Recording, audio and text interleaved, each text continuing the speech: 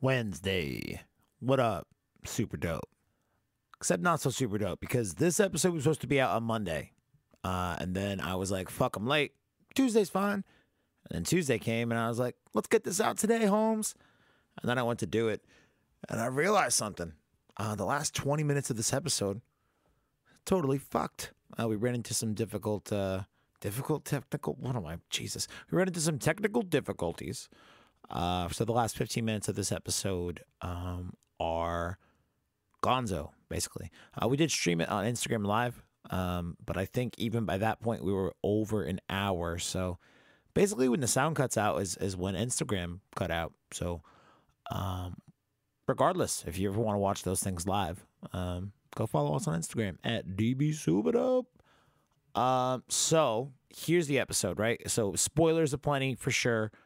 It's been 2 weeks. If you haven't seen it by now, you probably don't give that much of a shit. So spoilers for Avengers Endgame incoming. On the other side of this discussion, it's me, Brandon, Feds, and our friend Colin, new to the show. He's a cool dude, I guess. I met him. He did great. I feel bumming that we lost the last 20 minutes of his first episode with us. So this is probably the biggest tech snafu we've bumped into outside of my general lack of production skills in general. So, all that said, I will pick up on the other side of this audio and let you know kind of how we wrapped it real quick, just for sake of completeness. Additionally, new episode of Super Dope Plus Ultra is up on the Patreon for free. I think I'm going to try to start releasing episodes every Wednesday for free for you guys to go check out. We are doing the daily Death Note stuff Monday, Tuesday, now Thursday and Friday. And then that Wednesday will be a free pod, free extra one from the friggin' dozens of ones that we've got just kind of backlogged and recorded and waiting to go out. So, yeah, thanks for checking this out. I will talk with you all soon. Super dope. And before I forget, happy birthday, Mark Cooper! Super dope.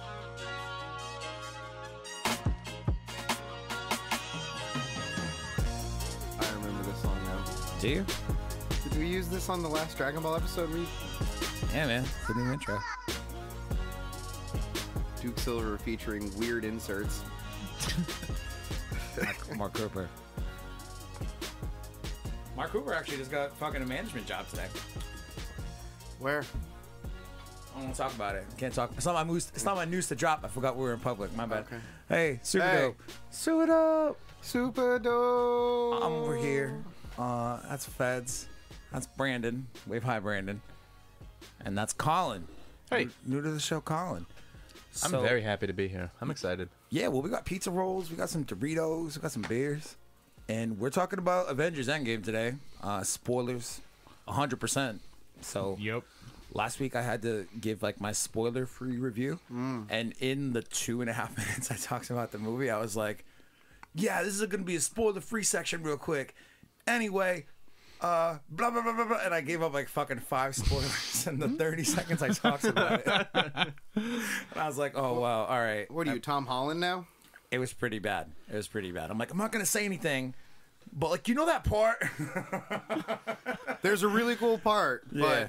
But like, no, I didn't even have that much restraint. It's no restraint whatsoever. So today we're going to be talking full-fledged spoilers. So nobody can complain. If you're on the Instagram feed watching us now, you can't complain about anything. If you haven't seen it by this point, what are you doing? Exactly. You know? It's been out for a full week as of yesterday. And what is it? Didn't the director say Monday's like the deadline anyway? I don't know what he said. I saw it. He did say, I don't know what they meant by that. He said Monday was like the deadline. Right. So there's like a deadline associated with the hashtag don't spoil the endgame. Yeah. I mean, I guess I respect it and I understand it, but Christ, wow, when you've got a hashtag with an expiration date in mind. So especially live audience, this is your last chance. Yeah, spoilers so begin live, now. No, you got nothing. You got nothing at all. So, great. All of our friggin' fans just left. Yeah, that's They all left. Nah, that's fine. We've got a few people watching, but nobody's... So, which is fine, because I don't give a shit. Well, I mean, I do. You guys are cool. But what I mean is that I don't need the audience to be asking questions at this point. Maybe later on, if people do have some questions they want to drop. Yeah. But what I want to do today is I don't want to break down a 3-hour fucking movie synopsis because fuck that. Yeah, we got shit to do. I think it's Friday night. Fuck that. Some grown ass men in our 30s. We should probably have better things to do on a Friday night. I don't, but thank you guys for entertaining me for coming over and doing a podcast on a Friday night. I'm pretty sure I'd be talking about Endgame regardless of what I was doing. So plus, I have to leave before Crystal gets here, so she doesn't, murder me. She won't. She's working late tonight. Mm-hmm. Yeah. So. Oh, I got off work early. What the fuck? Who's this dickhead in my driveway? No, I don't think. Oh, she'll know it's me. She might. I've been in there before. That's true. That's true. She's never cursed about it before, so I think you're in the clear, man. Okay. So we're not going to do synopsis, but what I do want to do, because this is a movie that very much rewards the long-term viewers of the films throughout the last 11 years. So much of this movie, you could sit there and I think this is what I said when I tried to do my spoiler-free thing that had some spoilers in it, but I edited out the spoilers. I think what I said was you could sit there and count Easter eggs throughout this movie, the entire thing, start to finish. Yeah. So we're going to talk about some of the Easter eggs today. But it definitely rewards its long-term viewers of all of these films. But it's also an enjoyable movie for a more casual viewer of these films who might not understand that line that just made me fucking weep openly is, a callback to Captain America, the first Avenger. But they're like, oh, that's a funny little haha. Yep. Okay. Moving on in the story. You know what I mean? Like, it doesn't affect the ability to view the movie if you haven't watched all the previous films. You pretty much have had to have seen Infinity War, I guess. Yeah. But even if you haven't, I mean, you understand the emotional resonance just in that first scene when Hawkeye loses his whole fucking family. To me, like I said, I didn't even expect that as the beginning of the movie. That came on so fast. I got one trailer, and that came on so fast that I was like, oh, this must be like a weird, trailer for a Hawkeye something or other. And it was like, this is the movie now. Oh, okay, we're in this. We're going. I went with Carlton, which, by the way, mistake. But dude. Did he cry the whole time? No. Opposite kind of mistake. He just showed up and was like, "What the fuck? Who cares about these Marvels? Hey, is that Jean Grey?" I'm like, "No, you dickhead, that's Captain Marvel." He's like, "Are you sure she looks just like Jean Grey?" I'm like, "I will fucking murder you where you sit." Tons of fun. I didn't, but why does he have to be the way he is? Wow, you nailed it. Yeah. But when the Hawkeye scene does open up, yeah, I was like, the one thing that Carlton brought to the table in that first viewing of Endgame was that he drove me to the theater. Okay. So I was like 3 beers deep. Okay. And I know what you're thinking. Why are you drinking beers before a 3-hour movie? Dude, why movie? risk breaking the seal? You know what? I didn't drink liquids like 12 hours before the movie. Seriously. It's because, man, I'm okay. Okay. Because I know I was going to say it more than once. Okay. Which I have. So, tons of fun's there, but I'm real animated and excited. So that Hawkeye scene opens up. And the second I saw it, I knew what was going on, and I was like, "Oh no!" Every time a scene opened up, my brain just kind of played the chess match out, and I'm like, "Oh no, I know how this is gonna go." And I audibly reacted. The people behind me in the theater must have wanted to pour popcorn all over my fucking head, man. First thing I did, "Oh no!" Couldn't help it, man. I knew that watching Hawkeye watch his family get dusted was gonna hurt me deeply. That sucked. So we're not gonna do synopsis, even though we just started with the first fucking scene of the movie. Let's talk a couple different categories I want to talk about. All right, so just to give you guys the rundown here, so we can kind of think about what we might want to think about how you may want to organize your thoughts or whatever. Okay. I want to talk about the completed character arcs that we see in this movie. Okay. All right. We definitely got some finality in a lot of different characters' worlds. Some people, they leave the door open for them to come back. We'll talk about that a little bit. We'll talk about some of those favorite Easter eggs and callbacks. You pointed out some tremendous ones about the soundtrack. Yeah. I had no fucking idea about. So we will break those down. You can talk, you can flex some música. That's Portuguese for music. Música, which sounds just like música, which is basically Spanish, right? Sure. I think so. La musique is French. Fucking go back to French class. Biggest surprises. I want to talk about that because as much as we all predicted about this movie, and had like theories and plot lines as to how it was going to play out, there was a lot of things in this movie that just made you go, yo, fuck, no, shit. For sure. Super, like, jump out of your seat. I'll throw down right away, yeah. Also, the future, basically what does this movie maybe make an active attempt to try to set up in the future in terms of the MCU, maybe Phase 4, even further than Phase 4, because there are things that I'm seeing in this movie that could set up a Marvel film 15 fucking years from now that I'd love to see. And then let's see, favorite scene. Oh yeah, all right. This is a good question for us to start before we get into the overarching character arc here or the ending of it. How many times did you guys cry? Feds, we'll start with you. 3. You cried 3 times. Yep. Okay, Colin. It's 2 or 3. Yeah, it's all in the last probably half hour of the movie. Okay, so 3. I'd say 3. Yeah. I'd say probably about 4.5. 4.5. All right. Just a half like teary eyes, or Yeah. It was getting moist, but weird thing that happened. I was in the movie theater, and like the last third of the movie, some guy was like right in front of me cutting onions. I swear, it was terrible. Yeah. Damn ninjas, man. Damn ninjas. Yep. I cried. The first time I cried like 6 times. I cried would. before the movie started. You would. I did. It was I over. cried like 6 times. And then the second time I saw it, I cried like 3 times. That's good. Yeah. Better to go down Improvement. than to go up. Yeah, for real. I did cut it in half. So before the character thing, then what of all the crying, what would you say got you the worst? Like, what was the most memorable cry that you had while watching Endgame? Fedzi. Probably when Peter goes up to Iron Man like as he's like dying. Ooh, that was hurts. one that hit me a lot. Dude, like fuck, I need another dead beer. Iron Man Yeah. can't say anything. Did you not bring in an additional beer? I did not bring the additional beers. I'm still halfway in this one though. All right. Feds has got a Feds has got a to get clear to the door. shot to the door. I do. All I right. do. So Peter and Iron Man. Colin. The 2 distinct times are very different. The one was, when they all start coming through the portals, and all like everyone that you've seen over the last 11 years just teams up, and of course, the Avengers assemble moment. From then on, I'm gonna cry again right now. to the end of the movie, that was just like happy crying. It was like, I can't believe I'm watching this. It's just like it's a moment in time you're never gonna forget. And then obviously very different. The Viking funeral at the very end. Yeah. That was just, the music was absolutely spot on, and I've been listening to the soundtrack ever since that movie came out. Yeah, it's unbelievable. It got me.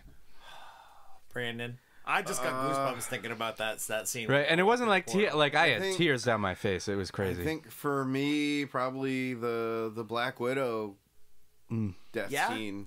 Forgot about that. I feel borderline guilty with how much that didn't get me, because when they got there together, I was like, oh no, they gotta go to Vormir. Well, we all know who's fucking walking out of this one. Yeah, It's yeah, definitely yeah. not Black Widow. Yeah. I guess I was most attracted to the Black Widow character beyond Scarlett Johansson's hot. Right. That I feel like she was kind of the darkest character and had like kind of maybe the shittiest past. And so for her to give herself up without like the chance of a future, like that sucked pretty hardcore. I would also say, in a similarity, I was pretty happy crying when Scarlet Witch came back. Yeah. Oh, Yo, yeah. she's gonna. That was She's gonna awesome. wreck that motherfucker. Yep. She's gonna. And she fucking- did. That's the thing. She won that. She had it won until, She fucking let's fire. fuck this motherfucker up. That was the one time where they're like, all right, the Marvel Cinematic Universe really needs Scarlet Witch to be super powerful in this moment. And Yeah. it's like, thankfully, Scarlet Witch is pretty fucking powerful. Yeah, Let's yeah. let her flex for a minute. Let's She just does. let's let her fuck shit up. Is it just me, or because when she was introduced in Avengers Ultron, she was completely Russian. She had that Yeah, heavy she had no accent. accent. Yeah. And then she completely got rid of it. But Is it just me, or when she came back in this movie, like it was back just like a little bit? Yeah, yeah. I heard a little bit of it. Maybe she was that pissed. I don't know. like It's Russian yeah, piss. In reality, Was she's just she- got no idea like what accent she's trying to do anymore. She just like smashes it all together. Was she Russian or Sokovian? Sokovian.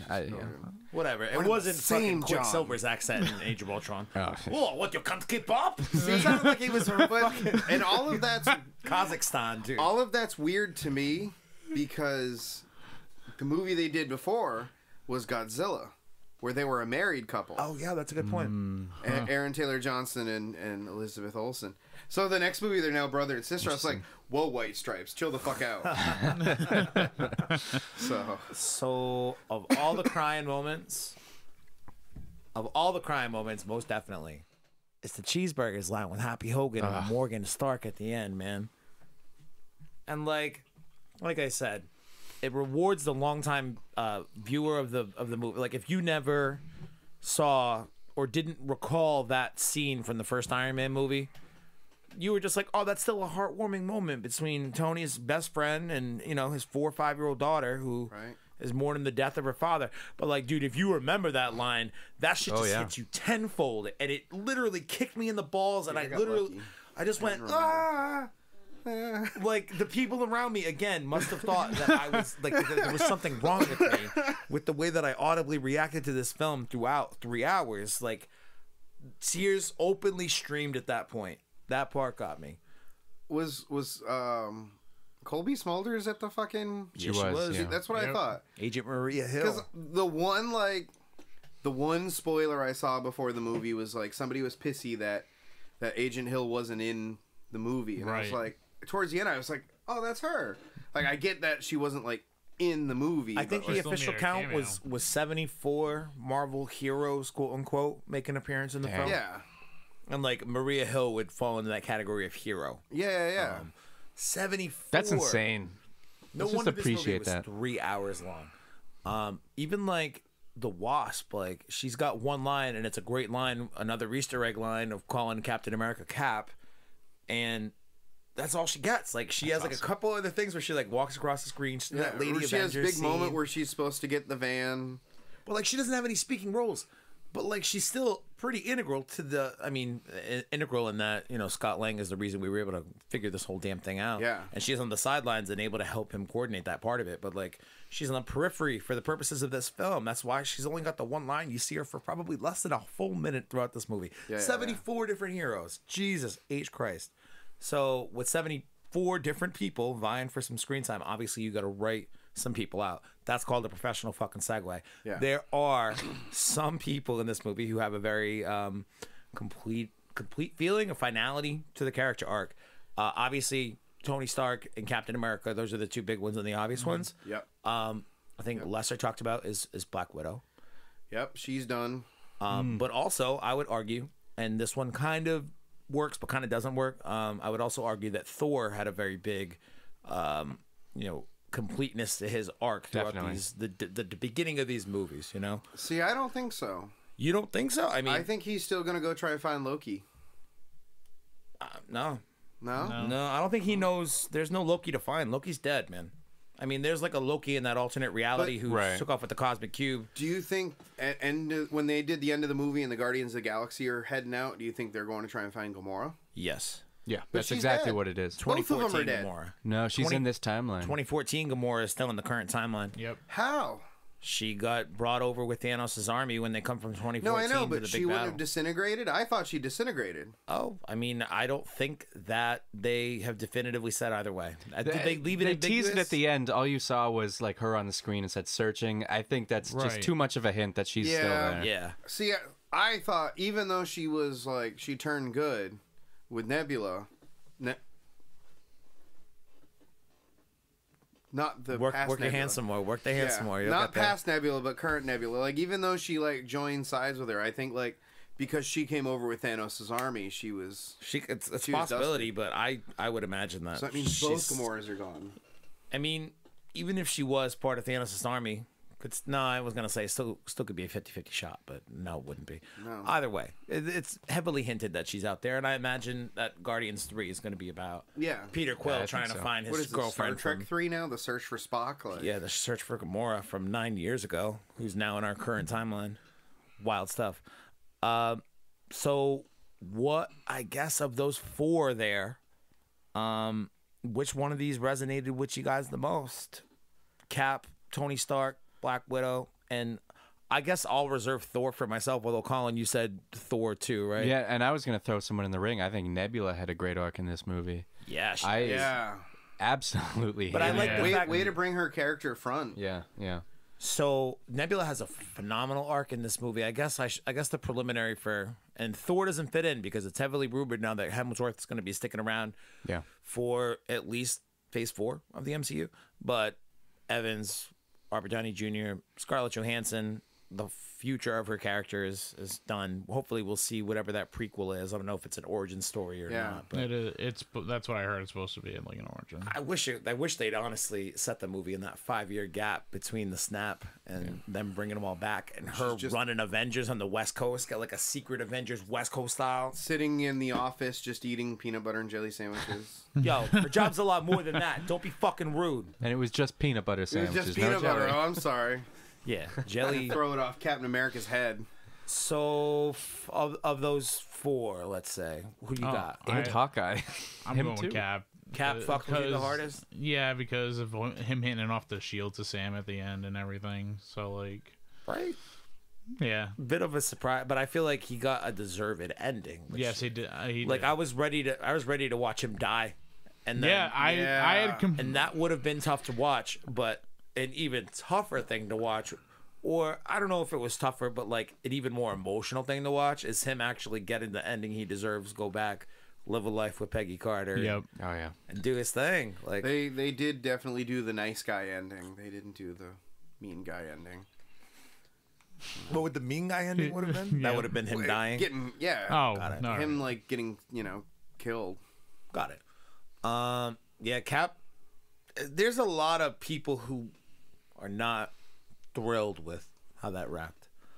I personally, and I'm surprised. I thought it was awesome. I thought it was great. I don't know if they nailed it. I don't know if they're unhappy with like what happened or the ramifications of what happened and I would how assume it happened. that's what it is, timeline wise. Yeah. I think people are pissed because he just now definitively interfered with the timeline. You know. But like it's so hard to follow. Like they go several times throughout the movie to be like, this ain't Back to the Future 2, man. Like this is gonna divert out into an alternate timeline. So for people to have an issue, and I don't know, man, I'd want to be able to like watch the movie more, I guess, to think more about it. But this is the way that I understood the Cap thing to wrap, right? Yeah. He's got to go return the stones. So the moments in time just before that the Avengers take. So there's now a third Captain America running around 2012 New York City who's returning the stone that the second Captain America just stole from the first Captain America who just got done capturing Loki after the invasion of the Chitauri in New York. Like, there's 3 Captain Americas running around one fucking city block at a certain point. So he goes back and puts it back in time so that way there's no divergent timeline, alternate, whatever. Who knows what happens with Loki at that point. Yeah. And I imagine that Loki series will be... I was just going to say, that's exactly how they're going to handle it in this new series. That's what it's going to be about. So it'll shoot off into an alternate timeline. So Captain America deciding to stay then, in my brain, diverges an alternate timeline where he stays with Peggy Carter for the 70 years or whatever. And plus, the bald lady got very upset with Hulk. She's like, "You got to return." Yeah, you got to bring this back. This is mine. What'd you call it? The bald lady? Yeah, the bald lady. Yeah, bald Tilda Swinton. Bald Tilda Swinton. She's very not like In the Beach. I don't know what The Beach is. 90s Leonardo DiCaprio movie about drugs and sex and Leo. So does she have hair and not a bald cap? Yes. Yeah, I imagine that's way more enjoyable. She does not look like the weird bald lady from Star Trek 1. So he goes back with that Stark tech to be able to navigate the GPS, right? Yeah. Within that first hour of him, whatever, not coming back, he probably ditched the watch, stashed it somewhere, counted the days down, knew that he was going to have to travel till whenever to be able to be in that alternate timeline on the bench to give the shield back. It's just, there's just so much going on, but I can understand how people want to like try to poke holes in the theory. I just would ask people to suspend their fucking disbelief in this bullshit for a minute and remember that it's a. I think it's one of those things where like if the more you think about it, the more it's going to get complicated and you're not going to be happy about it. So just try not to think about it and enjoy everything else that happened. Yeah, in terms of the finality of what he got, it fits, and it made me weep like a little girl. And then he hands off the shield to his best friend Sam. It was awesome. So good. Not his other best friend Bucky. Bucky was cool with it though. You know why? Bucky knows that in this Marvel Cinematic Universe, he's got way too much blood on his hands to be fucking taking up the mantle of Captain America. Some of the most gruesome shit that's happened in the MCU has happened at the hand of Bucky Barnes. And him being Captain America, probably not the best call. Colin, which character fuck with you the most in terms of the finality of their arc? Sidebar for a second. Sure. Sam Wilson, do we call him Captain Falcon now? Ooh, American Just Falcon. saying. yeah, American Falcon. I would opt for Captain Falcon, but I feel like, I guess if they're doing a Bucky and Cap, or Bucky and Falcon, I just called him Cap. See, Blackton America. God damn it, Brandon. Good one though. They're doing a Sam and Bucky Disney Plus TV show. I can't wait. He'll make a cameo in the new Shaft movie. I'm gonna fucking throw a shoe at you, man. Well, I'm not George Bush. You're right. You're not agile enough to dodge shoes if I were to throw them at you. Dude, the best part about George Bush dodging those shoes, right? Oh, Jesus. Is he dodges the first one, and then he pops back up, and then he dodges the second one. And, like, he's so impressed with himself that you can, like, see the reaction on his face just be like, hey. The original Matrix. Oh, my God, dude, that's the best part. I'll call him Captain America, not Blackton America, where the fuck you said. Dickhead. Black and Tan America. Disney Plus, the whole idea of Disney Plus, man, like I'm already ready to cancel my Netflix account. Oh, I'm on board. Yeah. That sounds like a fucking clothing line for, like, you know, weightier children. They call them Husky. Yeah. Like, when you can't go to fucking, you know, Walmart to get clothes, you gotta go to Disney Plus. Where did you shop for clothes as a kid, Brandon? Plus choices for plus-size children. Where did you shop for clothes as a kid, Brandon? Kmart. Cool. Yeah. Now I go to Kohl's. Because I'm cool with it. Wow. I miss Kmart. I haven't seen one of those in like Dude, 10 years. There's one in fucking Somerville.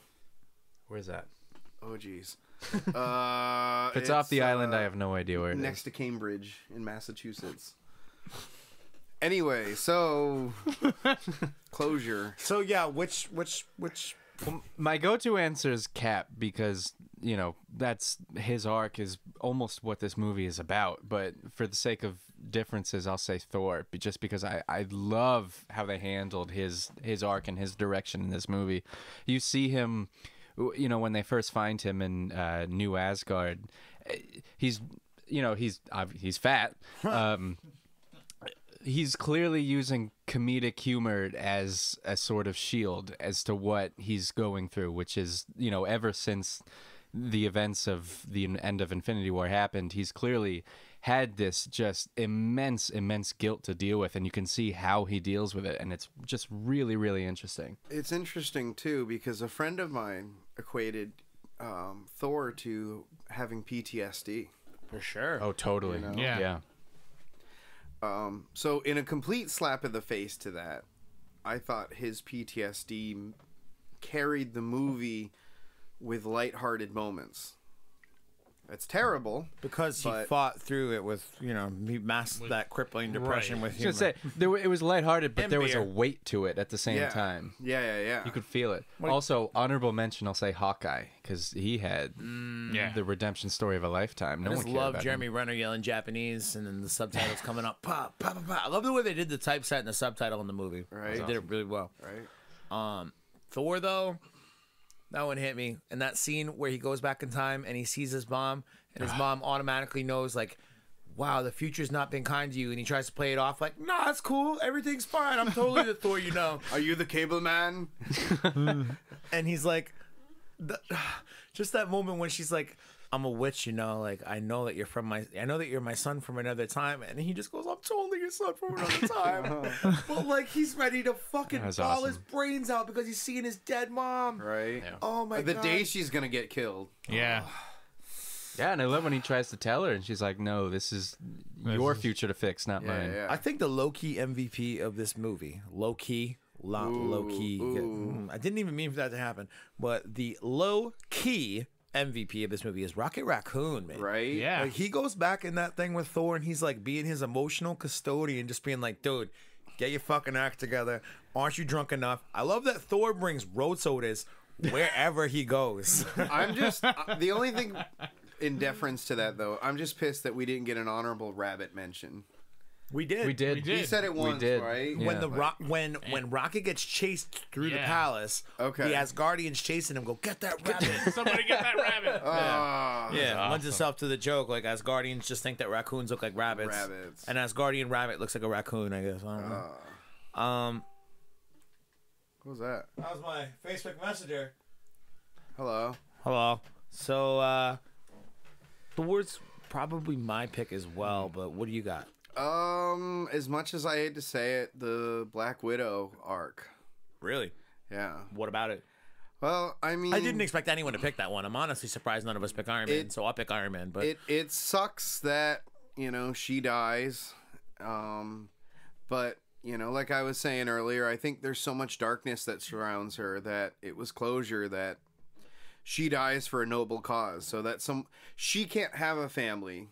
So she dies to be able to bring back the family that she had or Yeah, knew. she sacrifices herself so that another family could return. I didn't even think about that. Right? Yeah. It sucks, but she dies for a noble cause. And they mention at the end of the movie, I wish you were here to see that it works. And someone's like, oh no, She knows. she'll know. They know. It's Wanda and Hawkeye. Yeah, exactly. Vision and so her. it's like it sucks, but I think her death is vindicated because what she specifically killed herself for happened. She was able to get Hawkeye's family back and everyone's family back per se, but to her at that moment, that was the most important. So I think the Black Widow one just kind of gets swept up because the Tony Stark one and the Cap one, those have always been like the 1A and 1B, like the faces of the franchise. Exactly. Black Widow is basically a plot point to serve getting to the end of the film to be able to get the stone. That's why it gets. And plus, you don't get like a funeral for her like you do with Tony Stark at the end of the film. Yeah, so you don't even have a chance to really grieve. Like it happens, and you're like, all right, now we've got other shit to do. And by that time, it happened so long ago. Exactly. That I feel like she doesn't get the comeuppance that she deserves for the sacrifice she made. Overall happy that her role in the movies was, kind of increased throughout. Like she plays an integral role in Civil War by, letting people go. She plays an integral role in, Infinity War. She's big in Winter Soldier. She's big in Winter Soldier. I think she's big in every movie. Since I think Iron Man she's 2. in every movie that the Russo brothers directed. Yeah. Winter Soldier, Civil War, Infinity War. Yeah, and obviously Infinity War and Endgame. Yeah. So I think she's a cool character to be able to play around with, just because like she's got a dark like history that you don't always know everything about, but gets fleshed out in Ultron. Yeah, I feel like Ultron is like the redheaded stepchild of the Avengers movie. That was definitely. a weird movie. That was complicated as fuck. It was, man. It was a complicated movie. That was like... it's one that I want to go back and watch now that I've watched Endgame a couple of times, but I feel like a lot of things in Ultron probably hinted toward things in Endgame. My only problem with Ultron is I just feel like it's the first step towards Civil War, and it's almost like if you took it out and just had Civil War, it would have been fun. Exactly. Yeah. Well, and what Ultron was essentially created. When I think of Civil War, Thanos, I think of it as an Avengers movie, not as a Captain America movie. That's the weird thing. It is. It's not a Captain America movie. It's not. It's basically Avengers 2.5. Because what is it? I think Tony Stark or Robert Downey Jr. has more screen time in Civil War than Captain America does. Oh, I don't know that for a fact, but yeah, that actually wouldn't shock me if that was the case. Yeah, Black Widow kind of gets shaft, but she's been an important character throughout. I guess because nobody else picked him, I'm going to go Tony Stark was a very satisfying character arc for me.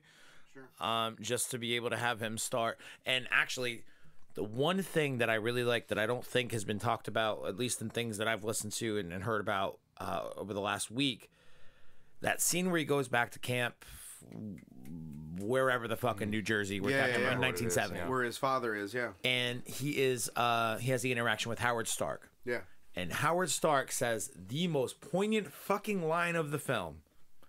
Seldom have I been able to put my own self-interest above the greater good. Yeah, that was awesome. And it's such like a throwaway, like quickly delivered line, like RDJ does. You know, Howard Stark does it in that same quick, nothing, comical kind of. So you don't think much of it. But holy shit, man! Watching the movie the second time when he said it, it stood out to me, and I'm like, oh my god, this is what Tony Stark's gonna do in an hour. He's gonna put his own, the greater good above his own self-interest. Yeah, not only that, but it takes you back to the original Avengers when Cap was like, "You're not the guy to put yourself in front of the You're not the enemy guy line. to dive on the grenade or whatever." Yeah. So the idea that by the end of this movie he has to do exactly that. And some people were really upset with the idea that all of a sudden Stark tech has evolved over the course of 5 years to be able to wield Infinity Stones. I guess that's... Well, they went from weapons to clean energy. But 5 years, man. I mean, I don't know. I guess a lot of things can happen in 5 years, but the whole Stark tech being able to wield Infinity thing is the one thing where I was like, ooh, really? Yeah, all of a sudden? Whatever. I can overlook that because the movie was very great. Yeah, I was able to pass on that one. Yeah, for sure. Yeah. You can work in fucking little passes like that. Yeah. And again, there's so much going on in the movie. Yeah, unless you sit and think about it, it's not, Yeah, don't be a jack off. You can say it, Brandon. No, I wasn't gonna say that. No, say it. No, say it. I'm just saying, like, say don't be a jack off. Don't be a jack off. Say it like you mean it. Don't be a jack off. Don't be a jack off. I just have the urge to sing Korn again. Something takes a part of me. Something takes a part of me.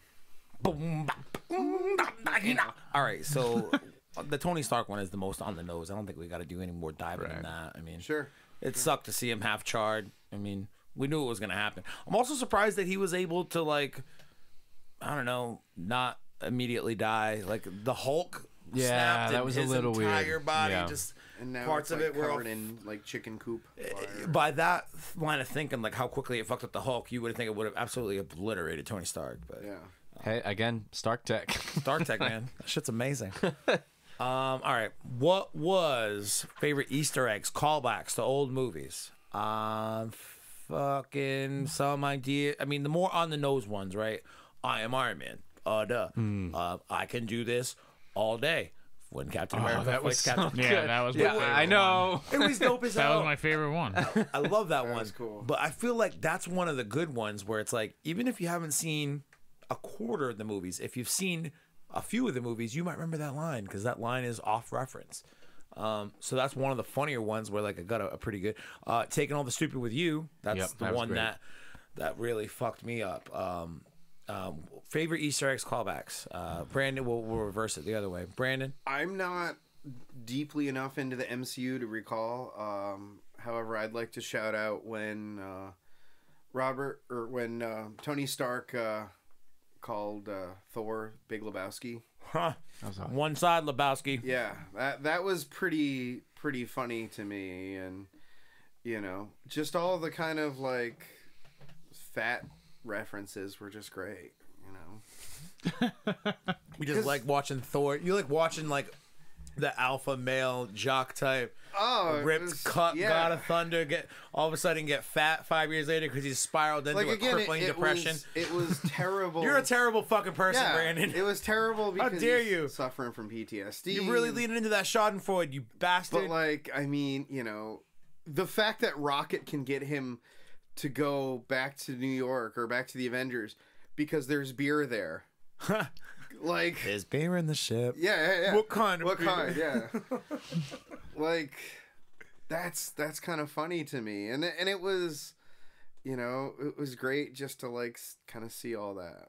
So wait a minute. I asked you for an Easter egg, and you said Fat Thor was the Easter egg. Is that what we're at? No, the Lebowski reference. Oh, the Lebowski reference. Yeah. Got it. All right. Well, I don't know if I'm gonna give you the pass on the callback thing, so I might come back to you. It's fucking. All right. That's whack as fuck. Colin, what do you got, man? I'm struggling a little bit because there was a million of them, and as the more I think about it, the more I think of just one that was like every single minute it felt like had one.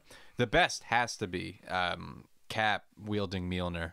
Oh man! And I'm surprised we haven't even talked about that. Yeah. I'm sure it'll be under surprises. But I was gonna say, and then when Thor sees it, he's like, "I knew it! Oh my god, that was awesome!" And then it calls back to Ultron again because that's the one where they all try. Exactly. It was just one of those moments where all of the oxygen in the theater was taken out immediately, and everyone was like leaning forward, like they couldn't believe what they were seeing. Again, it was just another one of those moments. It was amazing.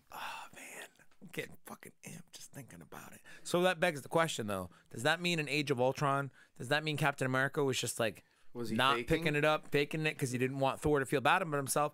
Or, my opinion, was Mjolnir just like, yeah, you're kind of worthy, but you're not worthy right now. You'll be worthy when the time comes. I've seen a couple different theories. Number one was he didn't want to move it, and he realized he could. The other is that he's not worthy quite yet, and he becomes worthy in Civil War when he finally tells Tony that he knew about Bucky killing his parents. Oh. That's the other one I've heard. I like that one. I mean, could it be also that Mjolnir has been replaced with the axe? Like, how did Mjolnir come back anyway? I forgot. He took it from the timeline. He took it from the timeline. Yeah, before he leaves, he's like, bye, Mom, you're going to die later. I mean, That's hold right. on, where's my he got hammer it at? back. That's right. Yeah. Sometimes it takes a while. Yeah. Can it find another? Who's worthy? Yeah. Yeah, of course, yeah. Because So maybe Vision that- held it too. That's what it is. Like, since the axe is now Thor's primary weapon, maybe. No, so Mjolnir has a curse put on him by Odin. Basically says those who are worthy to wield it can. It doesn't Okay. belong to anybody, but Gotcha. Right. Thor is Okay. obviously somebody who is worthy and repeatedly uses Mjolnir. I guess he would be the owner of Mjolnir. Whatever. Yeah. Okay. Easter eggs, callbacks to old movies. Feds, you got anything? Nothing that hasn't been said yet. Really? Really? Did we talked about the cheeseburgers line, right? Yeah. Cheeseburgers line fucked me up. The Cap and Bucky line fucked me up really bad. Don't do anything stupid. How could I? You're taking all the stupid with you. That one got me really bad. I keep going with the idea of what fucked me up, and it's not always the right one, because it's just my reaction to go to that because this was such an emotionally draining movie. Some of the stuff that I saw in 1970s, specifically the Michael Douglas scene, that stuff really interested me. The original Ant-Man helmet. Yeah, the original Ant-Man helmet. That definitely stood out to me. It kind of surprised me, honestly. Yeah. And it's kind of creepy See, I didn't notice how that one. well. I haven't seen it. I didn't the first time, then I heard about it, and the second time I watched it, it's like right there. Is It's this? clear as day. Yeah, basically, Michael Douglas gets a prank. Michael Douglas, I gotta stop calling him that. Hank Pym gets a phone call from Captain America, and he's like, "Hey, there's a delivery upstairs for you. Some guys opened it up, and some bad shit's going down." And he scoots upstairs. One of the opening Wait, shots. that's it was, not Michael Douglas, is it? It is. Is it? yeah, Yeah, he was young aged. Michael Douglas. but- Okay. I mean, young, quote unquote. yeah. That's my point, dude. The CGI de-aging that Unbelievable. they do, it's so fucking crazy. Yeah. Like he looks so. Well, they did that with Captain Marvel too, with Samuel L. Jackson. Very true. Nick Fury. They do a great job of it in the 22 day, and that's a pretty under the radar Easter egg when he's doing the messages to Pepper Potts when he's on the spaceship in the beginning of the film. Yeah. Day 21 actually day 22, 22nd film, 21 part. Oh, I didn't even think about that. Right? There's a ton of things in the opening line for Hawkeye is a fucking Easter egg, and it's like, take aim, shit. Don't worry about how you get there. Study, draw. Like basically just saying like we didn't know what we were gonna start, what this was going to be. Ultimately Oh, at yeah, the yeah, end yeah, of it. definitely. I remember but that you one. need to get started. You need to take aim and start. And Yeah. that's what Iron Man was as a first movie. And Iron Man at the end doing the monologue during the funeral, he was like, "Who knew that there was a whole universe out here?" Yeah. There It's like, are so. oh my god, it's like they're breaking the fourth wall. Oh my god, they do it a couple of different times. Those are my favorite Easter eggs from this movie. yeah. I'm glad that we just brought it back around to have that be the Easter eggs line. But what I was trying to say was the CGI is so fucking creepy. Skinny Tony and the thin, haven't eaten for 3.5 weeks Tony. Like I looked at him and I was like, "Yo, this guy's gonna die of starvation." Yeah. Holy crap. That's like Christian Bale shit right there. right. Oh, but Captain Marvel shows up to save the day. there's a couple movies, or excuse me, there's a couple of problems, I guess, that people have latched onto throughout this movie. Common problems, and one of them is the use of Captain Marvel, or lack thereof. Yeah, I only use her when they need to, when they write themselves into a corner a little bit. I don't know, maybe it was just because of good promotion for Captain Marvel and stuff, and the end of Infinity War. I thought that Captain Marvel was going to play a bigger role. Yeah, me too. In the movie than she did. I mean, yeah, she had good parts. She came at the right moment, destroyed the ship and all that. But like, I thought she was going to be with the Avengers the entire movie. It makes. I mean, they give her a completely valid reason as to why she can't be, because she's on another planet dealing with earthquakes. Yeah, she's like, not every other planet in the universe has fortunate enough to have the Avengers. That's true. I wonder if the writers directors hedged their bets on the popularity of Captain Marvel. I don't know. And they knew like it had, you know, a very fucking evident anti-feminist agenda against it when it had like a -5 on Rotten Tomatoes before the movie even fucking released, because all these men were upset at the fact that an MCU movie was going to be helmed by a woman. That's not any of the kind of people I have to fucking deal with in the goddamn anime Twitter world. Not one goddamn bit. But do you think that maybe they were cautious and only used her and her overpowered superpowers to like get themselves out of some certain situations, give her a little bit of screen time, a couple scenes, but I actually loved the way they used her, and I think it was very intentional to have this movie be more half, at least, a celebration of what they've accomplished over the last 11 years. And she's only had this one movie. I don't think to have her has a bigger role, I don't think it would have been earned. And that's why her saving Tony, I'm fine with that. It just feels like it should have been someone bigger. Yeah. Also, too, I had heard an interview with Brie Larson that Captain Marvel was filmed after Endgame. It was, yeah. So I did not know that. Think that kind of goes in line with they just didn't probably know how big Captain Marvel was. Again, to me, I went to see Captain Marvel because of the last scene of Infinity War. Yep. Knowing that she was going to play an integral role in Endgame. Which didn't even happen. So I said, I better see, you know, because, like, for example, I didn't see Ant-Man or Ant-Man and Wasp. So I didn't really know about the quantum, you know. So by at least seeing Captain Marvel, okay, I'm ready for the movie. Man, she's powerful. I know she's going to be a huge role in this movie. Yep. And then when we get to the surprises, we'll go in deeper. But it was like, oh. Okay, I guess she's not going to play the role that I thought she was. I was surprised. Again, too. okay, I'm cool with that, but I wonder if earlier drafts of the script had her character involved more often. I don't know. I don't know. I just think it's interesting that she basically shows up to move a spaceship in the beginning. She shows up in a hologram scene after the 5-year jump because she's been planet. Working with the Avengers in that 5-year gap. And then at the end, she shows up from another planet. And Rocket being like, "What, are you going to get a new haircut?" Please get a new haircut. Wow. I was like, oh shit, Rocket's going to get fucked up. I prefer the long-haired Brie Larson, but I understand why they gave her the haircut. I mean, Carol Danvers is rocking that shit for a long time. Yeah, it's the comics look, right? Yeah. Yeah. And so shows up to move a spaceship. She's in a hologram. Then she shows up to destroy a spaceship. Yeah. Catch a headbutt to the face. Yeah. And not flinch, which was one of my favorite, like, and crazy. Like, almost get the glove off, too. Bringing it back to, like, when me being super audible in the theater, like, when Thanos headbutts Captain Marvel. Oh, no. I literally went, Puh!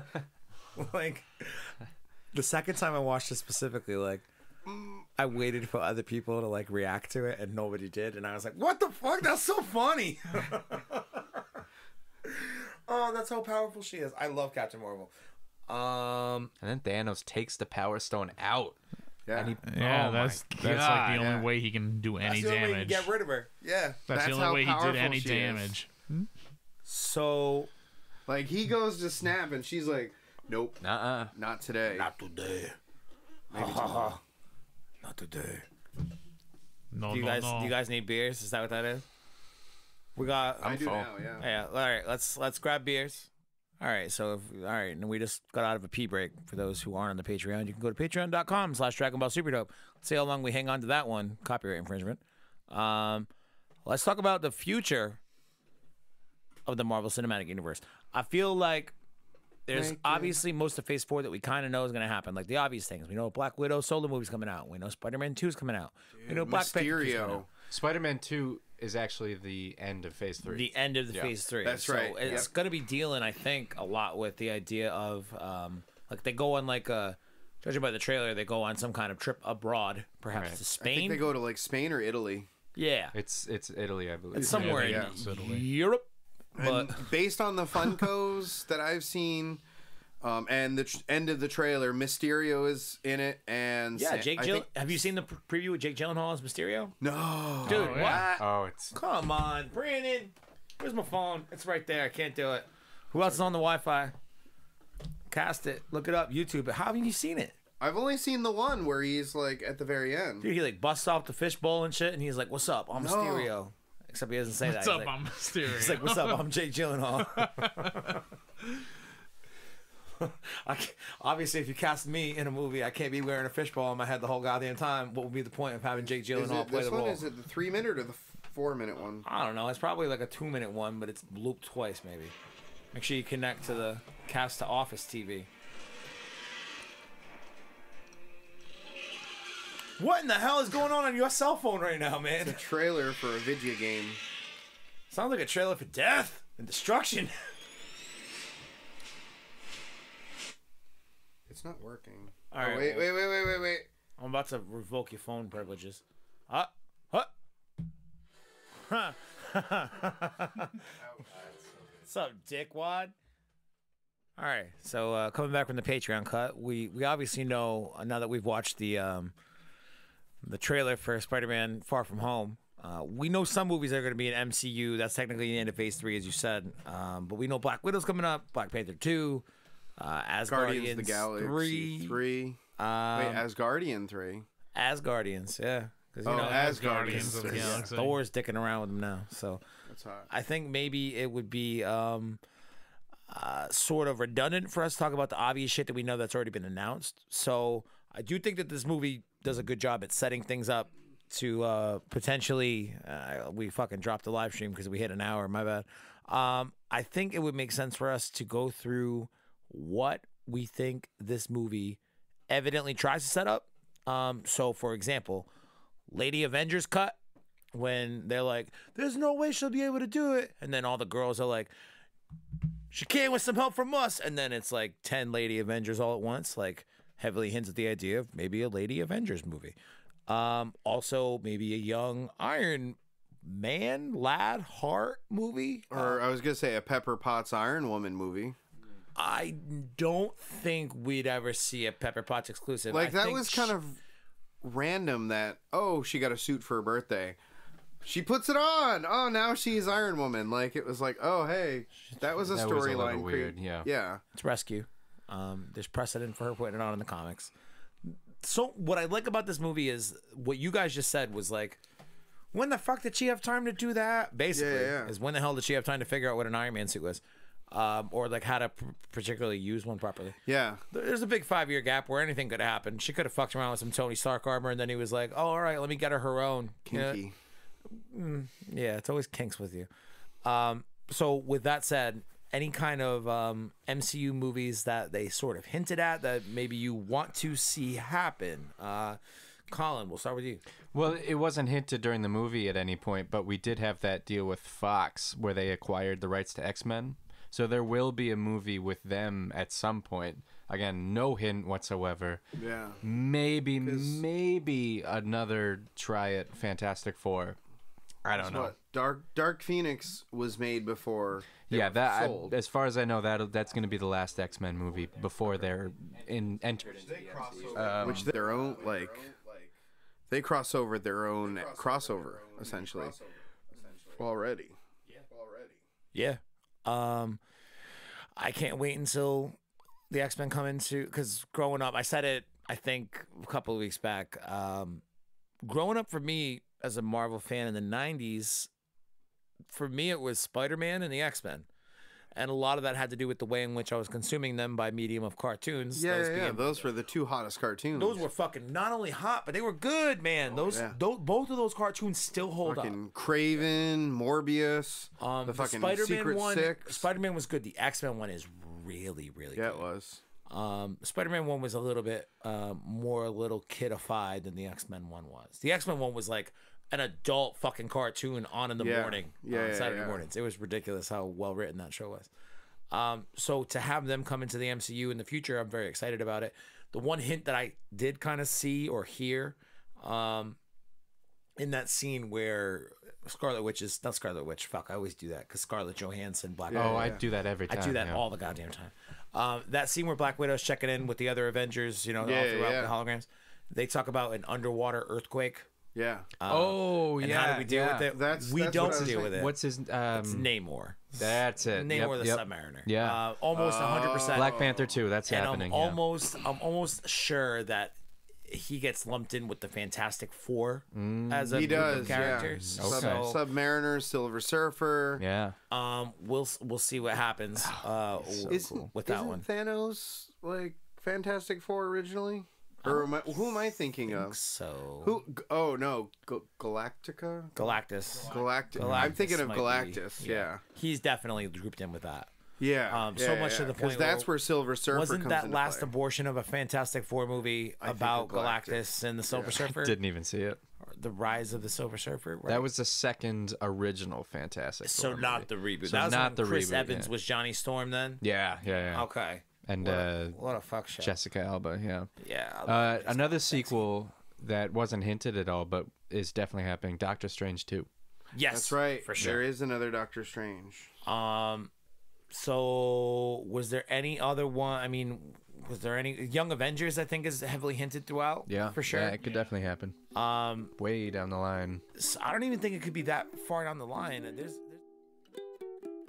So yeah, that's where the conversation butts out, fucks off. Isn't that unfortunate? I mean, to be fair, we only had like another 10 to 15 minutes, but we really shined in that last 10 to 15. The one thing I really wanted to touch upon without basically, which I touched on in the last 10 minutes, like I didn't have the opportunity to touch on now because the sound's fucked. Basically, we ran out of storage mid-recording, so it's okay. I fixed it, but blah. So that all being said, I think this whole Captain America thing, I think it lays the groundwork for Chris Evans to be able to come back and say, I don't know, 5, 10, probably 10 years, and be like, man, if I could just make that one more Captain America movie. He can do that now in this alternate timeline where he's just off living a life with Peggy Carter. I want to see a 1960s Avengers team in this alternate timeline, made up of Cap, probably Howard Stark, Hank Pym, Janet Van Dyne, and whatever I call her, Haley Atwell, Peggy Carter, whatever the heck Peggy Carter can play in her role with Captain America without whatever revealing to the world that he's still there. You could also, because you know that the Tesseract is at Camp Lehigh in Jersey in 1970, you also have access to the Tesseract, which I know doesn't sound like a huge fucking deal, right? Except that you could use it to erase people's minds, just like Captain America did to Captain America in this movie we just saw. So I only say that because Thor is thousands of years old. You could realistically bring Thor into a situation where he interacts with Captain America in the 1960s. And if you have to like make sure that Thor doesn't remember it or whatever, make sure the snap still happens. Or, on the contrary, maybe it's just a completely different thing and Thor meets Captain America in the 60s instead of when he comes out of the ice in 2012. Either way, having the Tesseract allows you to wipe people's memories. So you could wipe his memory if Thor were to come in contact with an early 1960s version of Cap, or Bucky Barnes. Bucky Barnes being in the or being basically on the bench for Hydra whenever they need to wake him up to go do some murdering. Captain America knows that Bucky's being held captive. If there ever were to arise if a situation were to ever arise where Captain America knows that he needs Bucky, he knows that he needs to interfere, even though he shouldn't really be fucking with the timeline, whatever. However they decide, and I'm interested to see how, this multiverse thing that has been hinted, or not hinted, but said pretty directly in the new Spider-Man trailer, I'm interested to see, you know, if it's, I don't know, are we ever going to get an explanation as to what happened with Captain America? Are they going to leave it sort of ambiguous for a while? My point is, I want to see that 1960s Avengers team. Want Cap. You have access to Bucky and Thor, and then you can wipe their memory afterwards immediately if you need to, like, try to keep things in the timeline intact or whatever. Michael Douglas is my only hole in that theory, because by the time they make that film, Michael Douglas will be like, if it's 5 years from now, he'll be like 80. If it's 10 years from now, you know, between 85 and 90, I forget exactly how old he is, but can't imagine Michael Douglas doing, even with all the CGI in the world, I can't imagine Michael Douglas being up for a large role in that film. Or maybe I'm wrong. I don't know. People in the suit, the 1960s Ant-Man helmet doesn't really lend itself to the anonymity of someone else being in the suit for Michael Douglas. You know, the open part of in the middle is very much exposed, unlike Scott Lang's, where it's basically a helmet. It could be, you know, more or less anybody in there. I don't know. I'm interested to see if Evans ever does come back as Captain America, what way they utilize him. So yeah, other than that, we went on to talk about like biggest disappointments, I think. And what was that? Not big. Was it biggest disappointments? No, I think it was biggest surprises. And everybody was like, "Oh shit, Cap holding Mjolnir. That was wild." And I think the other biggest surprise is that nobody thought Cap would, you know, go and do what he did. I think everyone thought he was gonna definitely bite it. But I will wrap it here for now. If you haven't gone to check out the Patreon, we're going to try to do a free episode every Wednesday. This week, the fabled Lost Billiam episode of Super Dope Plus Ultra is up for you to check out. 90 minutes of a fuck show. So if you didn't get your fill by this unfortunately abbreviated episode, go check that one out. Super Dope. What the fuck is it? Patreon.com/DragonBallSuperDope. All right. Talk to y'all later. Peace.